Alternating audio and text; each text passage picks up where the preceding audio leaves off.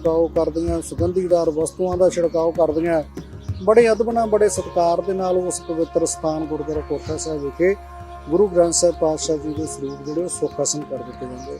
धन धन श्री गुरु अर्जन देव पातशाह जी ने इस अस्थान ते जिसनूं गुरुद्वारा रामसर साहिब कहा जाता है, इस अस्थान ते बैठ के श्री गुरु ग्रंथ साहिब महाराज जी की संपूर्णता करवाई आदि ग्रंथ दी। और इसे ही जगह ते भाई गुरदास जी दे कोलों सारी लिख लिखवाउण तो बाद श्री गुरु ग्रंथ साहिब महाराज जी का प्रकाश श्री दरबार साहिब दे विच कीता गया, जिस दे पहले ग्रंथी बाबा बुड्ढा जी नूं थापिया गया। किहो जी जगह सी, किहो जिहा अस्थान सीगा ये, जिथे गुरु पातशाह जी ने श्री गुरु ग्रंथ साहिब महाराज जी दी स्वरूप जिहड़ा है उसकी लिखत करवाई है। साडे नाल मौजूद ने ज्ञान सिंह साहिब, सुखजिंदर सिंह जी, सो उन्हां दे कोलों ही जाणदे आ कि क्योंकि इत्थों दी जिहड़ी साम संभाल उही करदे ने, इत्थों दा इतिहास जिस तरीके नाल ओह जाणदे ने शायद होर कोई नहीं जाणदा होएगा। सो इस इतिहास दे उपर डूंघी जिहड़ी आ ओह झात मारदे आ सिंह साहिब जी दे पासों। सब तो पहला सिंह साहिब जी वाहिगुरू जी का खालसा वाहिगुरू जी की फतेह जी। सिंह साहिब जी अज गुरुद्वारा रामसर दे विच मौजूद आ असीं और इत्थे रुखां दा समूह जिथे दस्सिया जांदा सीगा, हुण चिड़ियां दा चहचहाउण सानूं सुन रहा है। किहो जी जगह सीगी गुरु पातशाह गुरु अर्जन देव पातशाह जी ने चुनी श्री गुरु ग्रंथ साहिब जी दे स्वरूप लिखाउण दे लई, और किस तरीके नाल किन्ना समा लग्या भाई गुरदास जी नूं स्वरूप लिखण दे लई, और किस प्रकार कित्थे तंबू लगे सीगे, वो सारी विथया जिहड़ी संगतां नूं जरूर सुणाओ।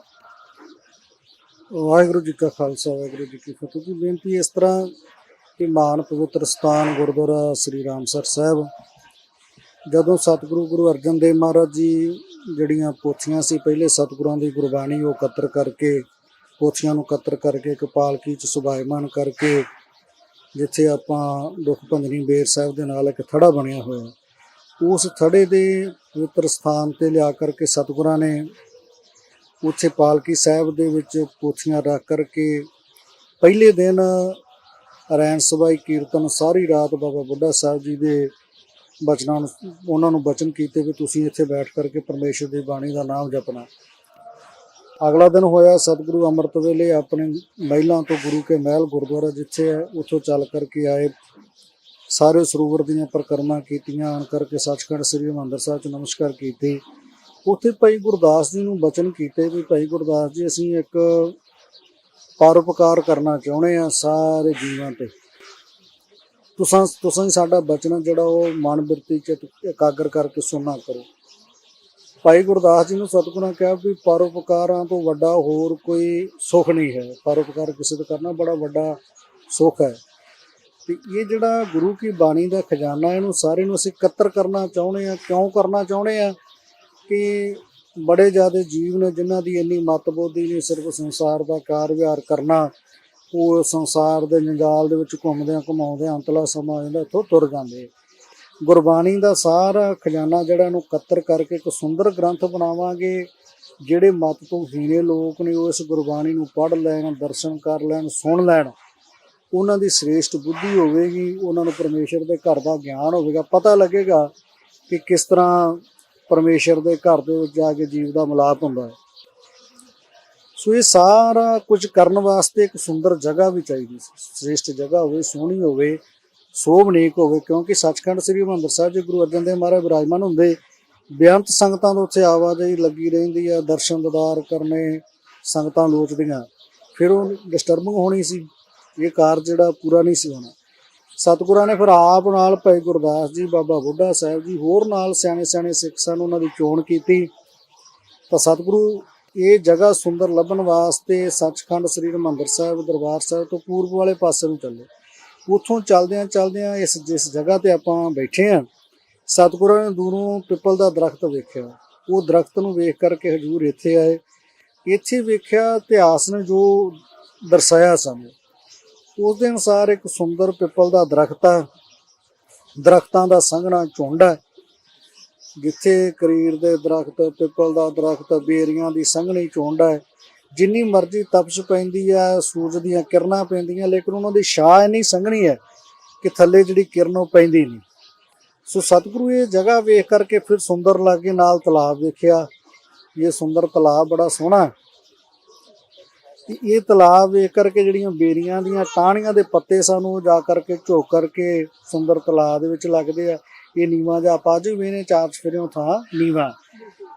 ਸੋ ਇੱਥੇ ਗਰੀਬ ਨਵਾਜ ਪਾਤਸ਼ਾਹ ਜਦੋਂ ਆਣ ਕਰਕੇ ਵੇਖਦੇ ਨੇ ਸਾਰਾ ਕੁਝ, ਤੇ ਮਹਾਰਾਜ ਕਹਿੰਦੇ ਵੀ ਇਸ ਤਰ੍ਹਾਂ ਜਾਪਦਾ ਜਿਸ ਤਰ੍ਹਾਂ ਪੰਚਵੱਟੀ ਬਣੀ ਹੁੰਦੀ, 5 ਪ੍ਰਕਾਰ ਦੇ ਦਰਖਤ, ਹੋਰ ਕਈ ਛੋਟੇ ਛੋਟੇ ਦਰਖਤ, ਸੰਘਣਾ ਦਰਖਤਾਂ ਦਾ ਝੁੰਡ ਹੈ ਜਿਹੜਾ ਉਹ ਚਾਰ ਚਫੇਰੇ ਆ, ਤੇ ਸੁੰਦਰ ਵਿੱਚ ਇੱਕ ਤਲਾਬ ਹੈ।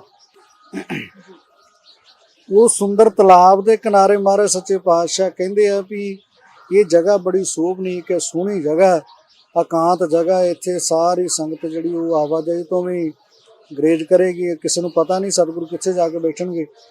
ਸੋ ਇਸ ਕਰਕੇ ਗੁਰਦੁਆਰਾ ਸ੍ਰੀ ਰਾਮਸਰ ਸਾਹਿਬ ਦੀ ਚੋਣ ਕੀਤੀ ਸੀ ਪਾਤਸ਼ਾਹ ਜੀਆਂ ਨੇ, ਕਿ ਪਾਵਨ ਸੁੰਦਰ ਸਥਾਨ ਵੇਖ ਕਰਕੇ ਇੱਥੇ ਵਿਰਾਜਮਾਨ ਹੋ ਕਰਕੇ ਸਤਿਗੁਰਾਂ ਨੇ 2 ਤੰਬੂ ਕਨਾਤਾਂ ਇੱਥੇ ਲਗਾਉਣੀਆਂ ਕੀਤੀਆਂ, ਕਿ ਸਤਿਗੁਰੂ ਜੀ ਇੱਕ ਤੰਬੂ ਦੇ ਵਿੱਚ ਆਪ ਵਿਰਾਜਮਾਨ ਹੁੰਦੇ ਆ, ਇੱਕ 'ਚ ਭਾਈ ਗੁਰਦਾਸ ਜੀ ਨਾਲ ਬੈਠ ਕਰਕੇ ਜੋ ਸਤਿਗੁਰੂ ਗੁਰਬਾਣੀ ਉਚਾਰਨ ਕਰਦੇ ਭਾਈ ਗੁਰਦਾਸ ਜੀ ਲਿਖਦੇ ਸੀ। ਜੇ ਕੋਈ ਮਿਲਣ ਵਾਸਤੇ ਸਿੱਖ ਆਉਂਦਾ ਤੇ ਸਤਿਗੁਰਾਂ ਦਾ ਉਹ ਤੰਬੂ ਵੱਖਰਾ ਸੀ।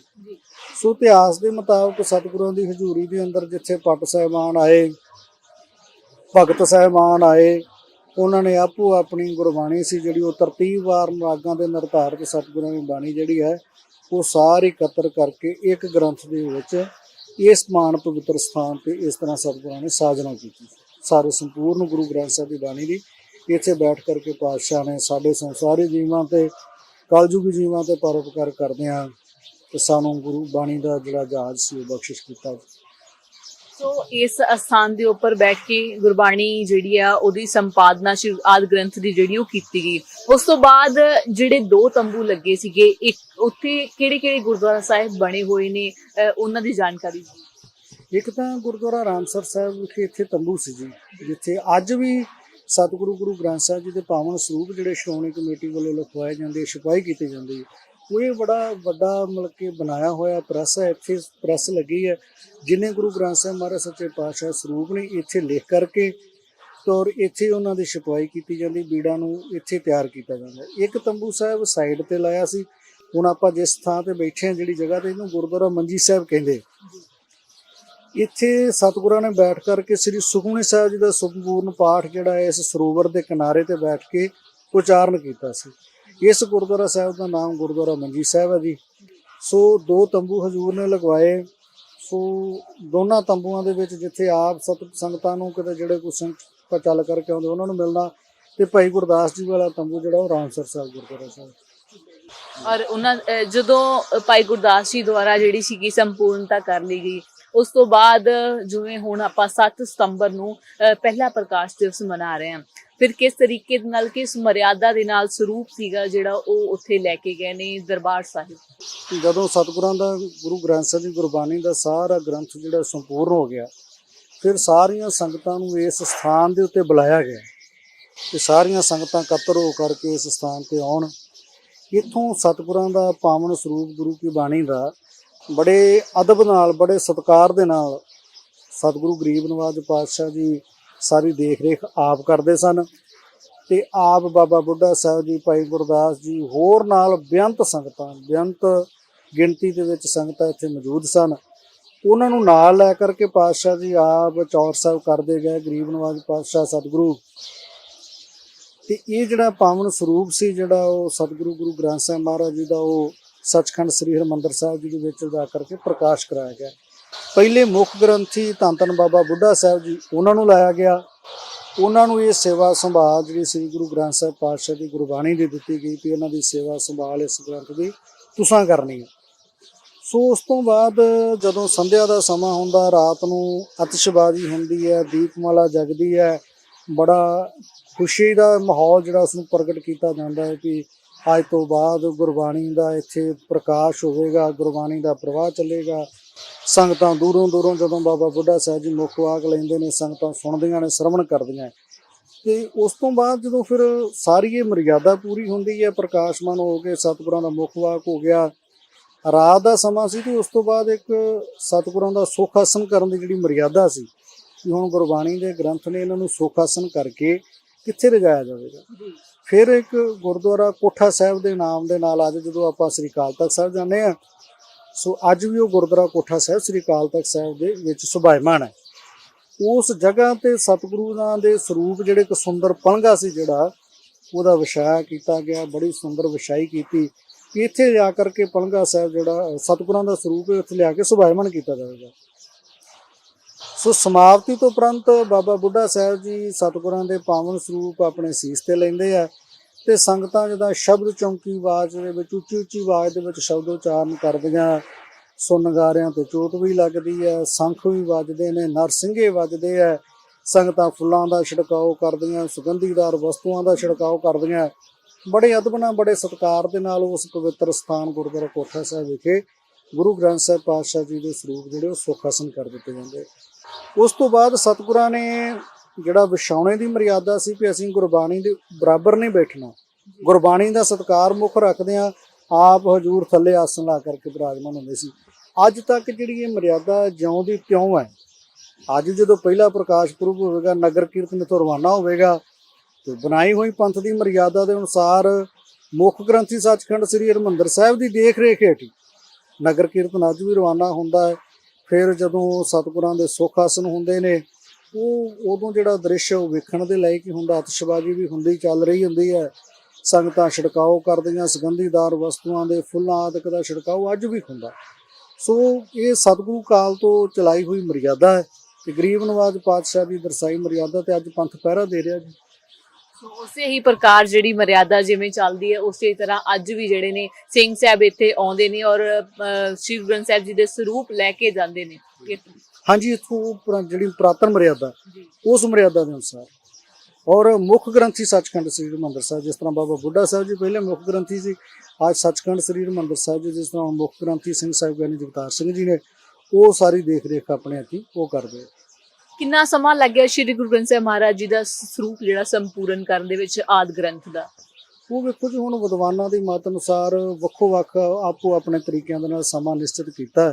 ਇਹ ਤਾਂ ਸਤਿਗੁਰੂ ਹੁਣ ਗਰੀਬ ਨਵਾਜ ਪਾਤਸ਼ਾਹ ਉਹ ਸਮੇਂ ਦੇ ਨਾਲ ਆਪਾਂ ਕਿਸੇ ਵਿਦਵਾਨ ਦੀ ਲਿਖਤ ਦੇ ਉੱਤੇ ਕਹੀਏ ਫਿਰ ਦੂਸਰੇ ਵੱਲੋਂ ਕਰੰਤੂ ਹੋ ਜਾਂਦਾ ਤੇ ਇਹ ਤਾਂ ਮਹਾਰਾਜ ਆਪ ਹੀ ਜਾਣੀ ਜਾਣਨੇ। ਪਰ ਇਹ ਇਤਿਹਾਸ ਜ਼ਰੂਰ ਇਹ ਗੱਲ ਦਰਸਾਉਂਦਾ ਹੈ ਕਿ ਇਸ ਪਵਿੱਤਰ ਸਥਾਨ ਦੇ ਉੱਤੇ ਹੀ ਮਹਾਰਾਜ ਸੱਚੇ ਪਾਤਸ਼ਾਹ ਦੀ ਸਾਰੀ ਲਿਖਵਾਈ ਹੋਈ ਹੈ। ਉਸ ਤੋਂ ਬਾਅਦ ਜਿਉਂ ਦਾ ਤਿਉਂ ਅੱਜ ਵੀ ਪ੍ਰੈਸ ਜਿਹੜੀ ਹੈ ਸ਼੍ਰੋਮਣੀ ਗੁਰਦੁਆਰਾ ਪ੍ਰਬੰਧਕ ਕਮੇਟੀ ਦੀ, ਉਹ ਅੱਜ ਵੀ ਇੱਥੇ ਪ੍ਰੈਸ ਗੁਰੂ ਗ੍ਰੰਥ ਸਾਹਿਬ ਸਰੂਪ ਅੱਜ ਤੱਕ ਵੀ ਇੱਥੇ ਛਪ ਰਹੇ ਨੇ। ਛਪਾਈ ਇੱਥੇ ਹੀ ਹੁੰਦੀ ਹੈ ਜਿੰਨੀ। ਬਸ ਇਹ ਹੈ ਕਿ ਹੁਣ ਮਸ਼ੀਨਾਂ ਨਾਲ ਛਾਪਿਆ ਜਾਂਦਾ ਤੇ ਪਹਿਲਾਂ ਹੱਥ ਲਿਖਤ ਸੀ। ਪਹਿਲਾਂ ਹੱਥ ਨਾਲ ਲਿਖਿਆ ਜੀ ਸਾਰਾ, ਜੋ ਵੀ ਸ਼ਾਹੀ ਕਲਮ ਦੁਆਤ ਦੇ ਨਾਲ ਜਿਸ ਤਰ੍ਹਾਂ ਪੁਰਾਤਨ ਸਮੇਂ ਦੇ ਅਨੁਸਾਰ ਉਹ ਜਿੱਦਾਂ ਦਾ ਉਹ ਮਾਹੌਲ ਸੀ ਤੇ ਭਾਈ ਗੁਰਦਾਸ ਜੀ ਨੇ ਸਾਰੇ ਆਪਣੇ ਹੱਥੀਂ ਸਰੂਪ ਲਿਖਿਆ। ਅੱਜ ਮਤਲਬ ਕਿ ਮਸ਼ੀਨੀ ਯੁੱਗ ਆ, ਮਸ਼ੀਨਾਂ ਨਾਲ ਛਪਾਈ ਕੀਤੀ ਜਾਂਦੀ। ਜਦੋਂ ਤੁਸੀਂ ਵੀ ਇੱਥੋਂ ਦੇ ਹੈਡ ਗ੍ਰੰਥੀ ਹੋ, ਤੁਸੀਂ ਜਦੋਂ ਇੱਥੇ ਸੋਚਦੇ ਹੋ, ਬੈਠਦੇ ਹੋ, ਫਿਰ ਉਹ ਚੀਜ਼ਾਂ ਸਾਹਮਣੇ ਜ਼ਰੂਰ ਉਹ ਅਨੁਭਵ ਜ਼ਰੂਰ ਹੁੰਦੀਆਂ ਹੋਣਗੀਆਂ ਕਿ ਗੁਰੂ ਪਾਤਸ਼ਾਹ ਜਦੋਂ ਇੱਥੇ ਬੈਠੇ ਸੀਗੇ ਪਰ ਪਹਿਲਾਂ ਜਦੋਂ ਆਦਿ ਗ੍ਰੰਥ ਜਿਹੜਾ ਸੀਗਾ ਉਹ ਲਿਖਵਾਇਆ ਗਿਆ ਸੀਗਾ। ਹਾਂਜੀ, ਵੇਖੋ ਜੀ, ਜਦੋਂ ਆਪਾਂ ਜਿੱਦਾਂ ਹੁਣ ਪਹਿਲਾ ਪ੍ਰਕਾਸ਼ ਪੁਰਬ ਆਏ ਆ ਸਤਿਗੁਰਾਂ ਦੇ ਤੇ 27 ਤਰੀਕ ਤੋਂ ਜਿਹੜੀ ਇੱਥੇ ਲੜੀਵਾਰ ਕਥਾ ਜਿਹੜੀ ਗੁਰ ਇਤਿਹਾਸ ਦੀ ਉਹ ਸਿੰਘ ਸਾਹਿਬਾਨ ਜੀ ਤੇ ਵਿਦਵਾਨ ਸਿੰਘ ਜਿਹੜੇ ਉਹ ਕਰਦੇ ਆ, ਉਹ ਜਦੋਂ ਇਹ ਫਿਰ ਇਸ ਇਤਿਹਾਸ ਦੇ ਵਿੱਚ ਇਹ ਪ੍ਰਸੰਗ ਆਉਂਦੇ ਆ ਤੇ ਉਦੋਂ ਅਨੁਭਵ ਤਾਂ ਹੁੰਦਾ ਹੀ ਹੈ ਨਾ ਵੀ ਕਿੰਨਾ ਮਹਾਰਾਜ ਸੱਚੇ ਪਾਤਸ਼ਾਹ ਨੇ ਕਿਰਪਾ ਕੀਤੀ, ਕਿੱਡਾ ਸੋਹਣਾ ਸੁੰਦਰ ਸਥਾਨ ਇੱਥੇ ਜਿਹੜਾ ਉਹ ਲੱਭਣਾ ਕੀਤਾ। ਔਰ ਉਹ ਵੇਖ ਕਰਕੇ ਫਿਰ ਕਥਾ ਵੀ ਗੁਰਪ੍ਰਤਾਪ ਸੂਰਜ ਗ੍ਰੰਥ ਦੀ ਕਈ ਲੋਕੀ ਜਿਹੜੇ ਉੱਤੇ ਕਟਾਸ਼ ਕਰਦੇ ਆ ਵੀ ਇਹ ਜੀ ਉਹ ਆ ਜੀ ਇਹ, ਪਰ ਜਦੋਂ ਇਹੋ ਜਿਹੇ ਪ੍ਰਸੰਗ ਆਪਾਂ ਸੁਣਦੇ ਆ ਉਹ ਆਨੰਦ ਹੀ ਵੱਖਰਾ, ਉਹ ਮਾਹੌਲ ਅੱਖਾਂ ਦੇ ਅੱਗੇ ਆਟੋਮੈਟਿਕ ਹੀ ਆ ਜਾਂਦਾ। ਜਿਸ ਤਰ੍ਹਾਂ ਅੱਜ ਵੀ ਪ੍ਰਸੰਗ ਆਇਆ ਸੀ ਕਥਾ ਦਾ ਵੀ ਸਤਿਗੁਰੂ ਕਹਿੰਦੇ ਵੀ ਸੁੰਦਰ ਜਗ੍ਹਾ ਹੋਵੇ, ਕਾਂਤ ਜਗ੍ਹਾ ਹੋਵੇ ਭਾਈ ਗੁਰਦਾਸ ਜੀ, ਆਪਾਂ ਉਹ ਲੱਭਣੀ ਹੈ ਤੇ ਆਪ ਮਹਾਰਾਜ ਨਾਲ ਚੱਲ ਕੇ ਆਏ ਹੋਣਗੇ। ਮਤਲਬ ਕਿ ਗੁਰਬਾਣੀ ਦਾ ਕਿੰਨਾ ਸਤਿਕਾਰ ਹੋਊਗਾ।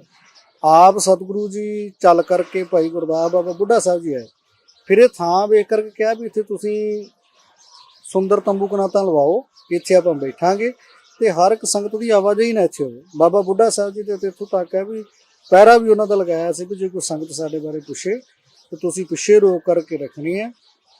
ਜਿੰਨਾ ਚਿਰ ਗੁਰਬਾਣੀ ਦੀ ਲਿਖਾਈ ਹੋਵੇਗੀ ਉਹਨਾਂ ਚਿਰ ਸੰਗਤ ਜਿਹੜੀ ਉਹ ਸਾਡੇ ਕੋਲ ਨਾ ਆਵੇ। ਉੱਥੇ ਫਿਰ ਸ਼ਬਦ ਚੌਂਕੀ ਲੈ ਕੇ ਬਾਬਾ ਬੁੱਢਾ ਸਾਹਿਬ ਜੀ ਉੱਥੇ ਸੰਗਤਾਂ ਨੂੰ ਨਿਹਾਲ ਕਰਦੇ ਰਹੇ। ਸੋ ਇਸ ਅਸਥਾਨ ਦਾ ਇਤਿਹਾਸ ਉਸ ਦੇ ਨਾਲ ਸ੍ਰੀ ਗੁਰੂ ਗ੍ਰੰਥ ਸਾਹਿਬ ਮਹਾਰਾਜ ਜੀ ਦਾ ਪਹਿਲਾ ਪ੍ਰਕਾਸ਼ ਦਿਵਸ ਜਿਹੜਾ ਹੈ ਉਹ ਕਿਸ ਤਰੀਕੇ ਨਾਲ ਮਨਾਇਆ ਜਾਂਦਾ ਹੈ ਤੇ ਗੁਰੂ ਪਾਤਸ਼ਾਹ ਜੀ ਨੇ ਜਦੋਂ ਉਸ ਆਦਿ ਗ੍ਰੰਥ ਨੂੰ ਸੰਪੂਰਨਤਾ ਤੋਂ ਬਾਅਦ ਕਿਸ ਤਰ੍ਹਾਂ ਉਹ ਇਸ ਅਸਥਾਨ ਤੋਂ ਸ੍ਰੀ ਦਰਬਾਰ ਸਾਹਿਬ ਦੇ ਵਿੱਚ ਜਾ ਕੇ ਉੱਥੇ ਪ੍ਰਕਾਸ਼ ਕੀਤਾ ਗਿਆ। ਉਸ ਤੋਂ ਬਾਅਦ ਬਾਬਾ ਬੁੱਢਾ ਜੀ ਨੂੰ ਪਹਿਲੇ ਗ੍ਰੰਥੀ ਥਾਪਿਆ ਗਿਆ ਔਰ ਬਹੁਤ ਸਾਰੀਆਂ ਚੀਜ਼ਾਂ ਸੀਗੀਆਂ ਜਿਹੜੀਆਂ ਸਿੱਖ ਧਰਮ ਦੇ ਵਿੱਚ ਪਹਿਲੀ ਵਾਰ ਜਿਹੜੀਆਂ ਦੇਖਣ ਨੂੰ ਮਿਲੀਆਂ ਸੀਗੀਆਂ। ਬਾਣੀ ਜਿਹੜੀ ਸੀਗੀ ਉਸਦੀ ਇਕੱਤਰਤਾ ਹੋ ਚੁੱਕੀ ਸੀਗੀ। ਉਸ ਤੋਂ ਬਾਅਦ ਗ੍ਰੰਥੀ ਥਾਪੇ ਗਏ ਸੀਗੇ। ਸੋ ਇਹ ਸਾਰੀਆਂ ਚੀਜ਼ਾਂ ਜਾਂ ਪਲੰਘੇ ਦੇ ਨੀਚੇ ਗੁਰੂ ਪਾਤਸ਼ਾਹ ਜੀ ਦਾ ਆਪਣਾ ਆਸਨ ਜਿਹੜਾ ਉਹ ਲੱਗ ਗਿਆ ਸੀਗਾ, ਰਾਤ ਨੂੰ ਵਿਛਾਈ ਉਹਨਾਂ ਦੀ ਹੁੰਦੀ ਸੀਗੀ। ਇਹ ਸਾਰਾ ਕੁਝ ਪਹਿਲੀ ਦਫਾ ਹੀ ਜਿਹੜੀ ਸਿੱਖ ਸੰਗਤਾਂ ਦੇਖ ਰਹੀਆਂ ਸੀ ਦਰਬਾਰ ਸਾਹਿਬ ਦੇ ਵਿੱਚ ਪਹਿਲੀ ਦਫਾ ਜਿਹੜਾ ਸੀਗਾ ਉਹ ਸੰਗਤਾਂ ਜਿਹੜੀਆਂ ਇਸ ਤਰੀਕੇ ਦੇ ਨਾਲ ਪਹਿਲਾਂ ਗੁਰੂ ਸਾਹਿਬ ਦੇ ਜੁੜ ਕੇ ਬੈਠਦੀਆਂ ਸੀਗੀਆਂ ਦੁਆਲੇ, ਉਸ ਤੋਂ ਬਾਅਦ ਸ੍ਰੀ ਗੁਰੂ ਗ੍ਰੰਥ ਸਾਹਿਬ ਮਹਾਰਾਜ ਜੀ ਦੇ ਦੁਆਲੇ ਜੁੜ ਕੇ ਬੈਠਣ ਲੱਗੀਆਂ। ਸ੍ਰੀ ਗੁਰੂ ਗ੍ਰੰਥ ਸਾਹਿਬ ਮਹਾਰਾਜ ਜੀ ਦੇ ਪ੍ਰਕਾਸ਼ ਦਿਵਸ ਦੀ ਜਿਹੜੀ ਸੰਗਤਾਂ ਨੂੰ ਲੱਖ ਲੱਖ ਵਧਾਈ KTV UK ਦੇ ਵੱਲੋਂ। ਤੁਸੀਂ ਦੇਖ ਰਹੇ ਹੋ KTV UK। Camera person Gurdial ਦੇ ਨਾਲ ਪਰਵਿੰਦਰ ਕੌਰ।